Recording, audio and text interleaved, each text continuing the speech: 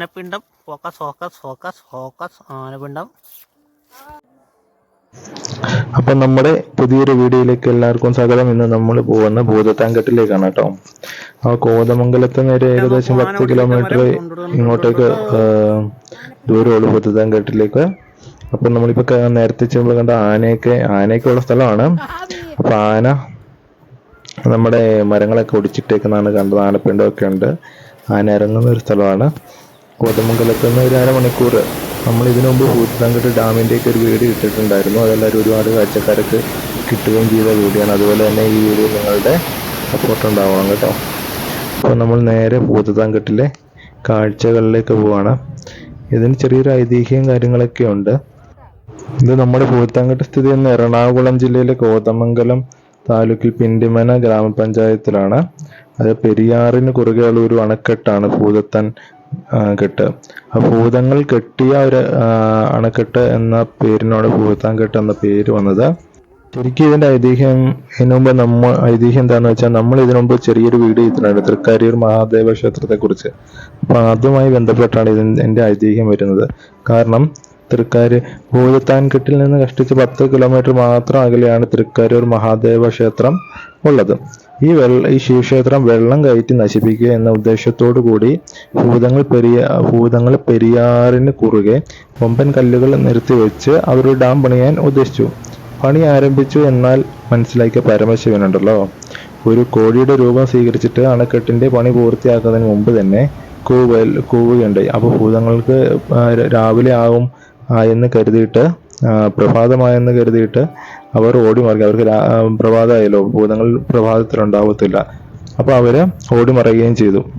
ഇപ്പോഴത്തെ ഭൂതത്താൻകെട്ട് അണക്കെട്ടിൽ നിന്ന് വനത്തിലൂടെ കടന്ന് ഭൂതത്തന്മാർ കെട്ടിയിരുന്ന ഈ പ്രദേശത്ത് വരാവുന്നതാണ്. അതാണ് ഇപ്പം നമ്മൾ കാണുന്ന സ്ഥലങ്ങളൊക്കെ കേട്ടോ. വലിയ വലിയ പാറകളൊക്കെ എടുത്ത് വെച്ചിട്ടാണ് ഭൂതത്തന്മാര് ഇത് കെട്ടിയേക്കുന്നത്. അങ്ങനെയാണ് ഈ ഭൂതത്താൻകെട്ട് എന്ന് പറഞ്ഞ ഈ കഥ വരുന്നതും ഈ കെട്ട് കാണാൻ ഇവിടെ വരുന്നതും.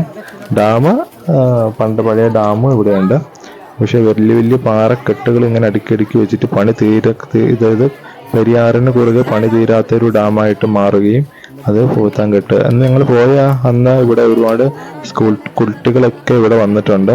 ഒരു ചെറിയൊരു പാർക്കും കാര്യങ്ങളൊക്കെ ഉണ്ട്. പാർക്കിന് എൻട്രി ഫീയും കാര്യങ്ങളുണ്ട്. ഡാമിന്റെ അവിടെ കയറുന്നതിന് ചെറിയൊരു ഫീസ് മാത്രമുണ്ട്. പിന്നെ ഇവിടെ ചെറിയ നമുക്ക് ഡ്രിങ്ക്സും കാര്യങ്ങളും കുടിക്കാൻ ഡാമിന്റെ സമീപ പ്രദേശങ്ങൾക്ക് തന്നെ കടകളും ഒക്കെ ഉണ്ട് കേട്ടോ. ഇവിടെ ഭൂതത്തന്മാര് കല്ല് ചുമക്കുന്ന ചിത്രങ്ങൾ പ്രതിമകളും ഒക്കെ സ്ഥാപിച്ചിട്ടുമുണ്ട് കേട്ടോ. അത് നമുക്ക് കാണാനും പറ്റും. ഇതൊക്കെയാണ് കാണുന്ന ഭൂതത്തന്മാര് കെട്ടിയ ഡാമിന് കുറെ കാണുന്ന ഭാഗം ഇതൊക്കെയാണെന്നാണ് പറയുന്നത്. അപ്പൊ അതിന്റെ കാഴ്ചകളൊക്കെയാണ് നിങ്ങൾ കാണുന്നത്. നമുക്ക് ഈ കോതമംഗലത്ത് ചെന്ന് കഴിഞ്ഞാൽ പിന്നെ കാണാൻ പറ്റുന്ന ഭൂതത്താൻകെട്ട് മാത്രമല്ല, തട്ടേക്കാട് പക്ഷി സങ്കേത കേന്ദ്രമുണ്ട്. അതുപോലെ ഇടമലയാർ റിസർവ് ഉണ്ട്. അതുപോലെ തന്നെ മലയാറ്റൂർ വനമേഖലയുണ്ട്. പള്ളിയൊക്കെ ഇവിടെ അടുത്ത്. അപ്പോൾ ഒരുപാട് കോതമംഗലത്ത് അടുത്ത് നമുക്ക് പോയി കാണാൻ പറ്റിയ, ഒരു ദിവസം കൊണ്ട് കാണാൻ പറ്റിയ ഒരുപാട് സ്ഥലങ്ങളുണ്ട്. കുട്ടമ്പുഴ, ഇഞ്ചത്തൊട്ടി തൂക്കുപാലമുണ്ട്. ഇഞ്ചത്തൊട്ടി തൂക്കുപാലമുണ്ട്. വാണിയേലിപ്പോരുണ്ട്. കോടനാടുണ്ട്. അങ്ങനെ ഒരുപാട് സ്ഥലങ്ങളുണ്ട്. ഒറ്റ ദിവസം കൊണ്ട് തന്നെ നമുക്ക് ഈ സമീപ പ്രദേശങ്ങളെല്ലാം പോകാനും പറ്റും. നമ്മൾ ഇതിന്റെ വീഡിയോ ഒക്കെ ഇതിനു മുമ്പ് ചെയ്തിട്ടുമുണ്ട്. കോടനാട് പോയതിന്റെ ഉണ്ട്. പിന്നെ കുട്ടമ്പുഴ, ഇഞ്ചത്തൊട്ടി തൂക്കുപാലത്തിനുണ്ട്. നെയ്തമംഗലം അടുത്ത് തന്നെയുള്ള സ്ഥലമാണ് ഇഞ്ചത്തൊട്ടി തൂക്കുപാലം. നല്ല രസമാണ്. അതും പെരിയാറിന് കുറുകെ ഉള്ളൊരു തൂക്കുപാലമാണ്. അങ്ങനെ ഒരുപാട് നമ്മൾ കാണാനും ഒറ്റ ദിവസം കൊണ്ട് കോതമംഗലത്തെ കുറെ സ്ഥലങ്ങൾ നമുക്ക് കവർ ചെയ്യാനും പറ്റും കേട്ടോ. ഈ ഭൂതത്താൻകെട്ടിന്റെ ഭൂമിശാസ്ത്രം എന്താന്ന് വെച്ചാൽ, കുട്ടമ്പുഴ പ്രദേശത്ത് നിന്ന് വരുന്ന പൂയംകുട്ടി പുഴയും ഇടമലയാറും കൂടിച്ചേർന്ന പെരിയാറിന്റെ കഴിവഴിയും ചാരുപാറ്റ ഇഞ്ചത്തൊട്ടി പ്രദേശത്ത് നിന്ന് വരുന്ന പെരിയാറും തട്ടേക്കാട് പ്രദേശത്ത് ചേർന്നതിന് ശേഷമാണ് ഭൂതത്താൻകെട്ട് വരുന്നത്. പട്ടണത്തിൽ നിന്ന് 11, അതായത് കോതമംഗലത്ത് നിന്ന് 11 കിലോമീറ്റർ ദൂരത്തിലാണ് ഇത് സ്ഥിതി ചെയ്യുന്നത്. ഇവിടെ പ്രകൃതിദത്തമായ വെള്ളം കെട്ടി നിൽക്കുക, അതായത് നമുക്ക് പെരിയാറിന്റെയാണ്, അത് കെട്ടി നിർത്തിയിട്ടാണ് KSEBയുടെ ചെറിയൊരു 11 മെഗാവാട്ടിന്റെ ഒരു പവർ സ്റ്റേഷൻ ഇവിടെയുണ്ട്. 24 മെഗാവാട്ടിന്റെ ഒരു പവർ സ്റ്റേഷൻ ഇവിടെ ഉണ്ട്. അതിൻ്റെ ഉണ്ട് ഡാം. പിന്നെ ഇവിടെ പ്രകൃതിദത്തമായ ഒരു വെള്ളം കെട്ടുന്ന ഒരു അണക്കെട്ട്, അതായത് ഭൂതങ്ങൾ പണ്ട് ആ കെട്ടിയ ഒരു അണക്കെട്ട് ഉള്ളതുകൊണ്ട് തന്നെ ഇതിന് ഇവിടെ നിർമ്മിച്ച ഡാമിനും ഭൂതത്താൻകെട്ട് എന്ന പേര് തന്നെ ലഭിക്കുകയുണ്ടായി. അതുകൊണ്ട് ഇതിന് ഭൂതത്താൻകെട്ട് എന്ന പേര് വന്നു. രണ്ട് വലിയ പാറക്കെട്ടുകൾക്ക് നടുവിലായി കുറേ വലിയ കല്ലുകൾ കൂട്ടിയിരിക്കുന്നത് പോലെ കുറേ ഭാഗങ്ങൾ ഇവിടെ കാണുവാൻ നമുക്ക് സാധിക്കുന്നതാണ്. ഈ അണക്കെട്ടിന് സമയത്തായി സർക്കാർ ഇങ്ങനത്തെ ഒരു ഡാമും പണിത്. അത് കഴിഞ്ഞിട്ട് ഡാമിന്റെ മുകളിലൂടെയായിരുന്നു പണ്ട് വാഹനങ്ങളൊക്കെ പോയിക്കൊണ്ടിരുന്നത്. ഇപ്പോൾ പുതിയൊരു പാലം വന്നിട്ടുണ്ട്. ആ പാലത്തിലൂടെയാണ് ഇപ്പോൾ യാത്ര ഒക്കെ എല്ലാവരും ചെയ്യുന്നത്. അപ്പോൾ നമുക്ക് ഇവിടുത്തെ ചെറിയ ചെറിയ ഈ ഫോറസ്റ്റ് ഉണ്ട്, അത് ഇടുക്കിയുടെയും ഈ എറണാകുളം ജില്ലയുടെയും ചെറിയ അതിർത്തിയും കൂടി ആയിട്ട് വരും ഈ ഭാഗം. അതാണ് ഇവിടെ കോതമംഗലത്തിനടുത്ത് തന്നെ ചെറിയ ഫോറസ്റ്റ് കയറി വരുന്നത്. ഇടുക്കി ജില്ലയുടെയും എറണാകുളത്തിന്റെയും ഒരു അതിർത്തി പങ്കിടുന്ന സ്ഥലം കൂടിയാണിത്.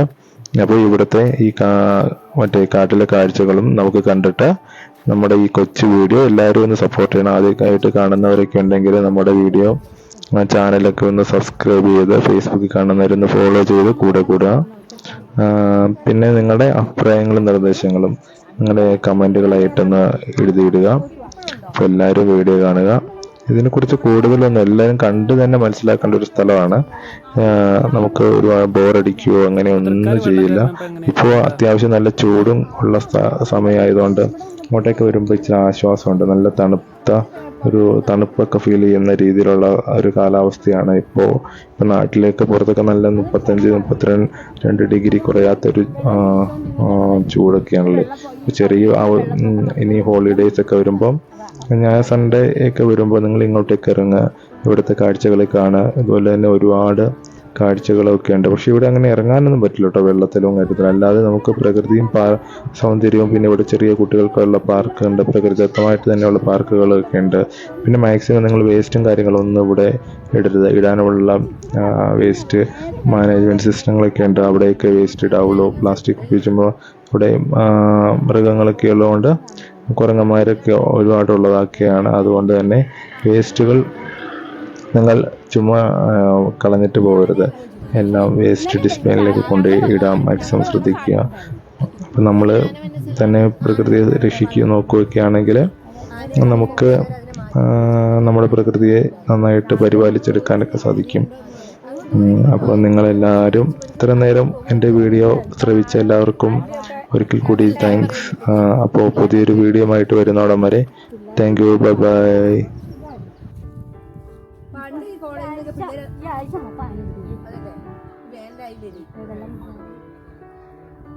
അപ്പൊ വൈകുന്നേരം ആകുമ്പോ ശല്യം കൂടത്തില്ലേ? എന്തോ വൈകുന്നേരം ശല്യം 4 മണിക്കൊക്കെ വൈകുന്നേരം അതല്ലേ പറയുന്നത്. 4 മണി നമുക്ക് 4:45 കയറ്റിക്കൊണ്ട് പോകുന്ന ആളെ പെട്ടെന്ന് ആൾക്കാർ ഈ സമയം കഴിഞ്ഞാൽ മാഡം സമയം കഴിഞ്ഞാൽ ഈ തണുപ്പ് ഇരിക്കാൻ. അപ്പം നമ്മൾ ഇവിടെ ശരിക്കും നമ്മളെ പാർക്ക് ആഗ്രഹിക്കുന്നത് വൈകുന്നേര സമയത്താണ്. പക്ഷെ നിങ്ങൾക്ക് വണ്ടി സൗകര്യം ഇല്ല അല്ലെ? 5:30 തിരികെ വീട്ടിലോട്ട്. അല്ല അവിടെ കുഴപ്പമില്ല ഉന്നച്ചി, നമ്മളെ കണ്ട പാർക്കില്ല ആ ഏരിയയിലോട്ട് ആരുടെ അല്ല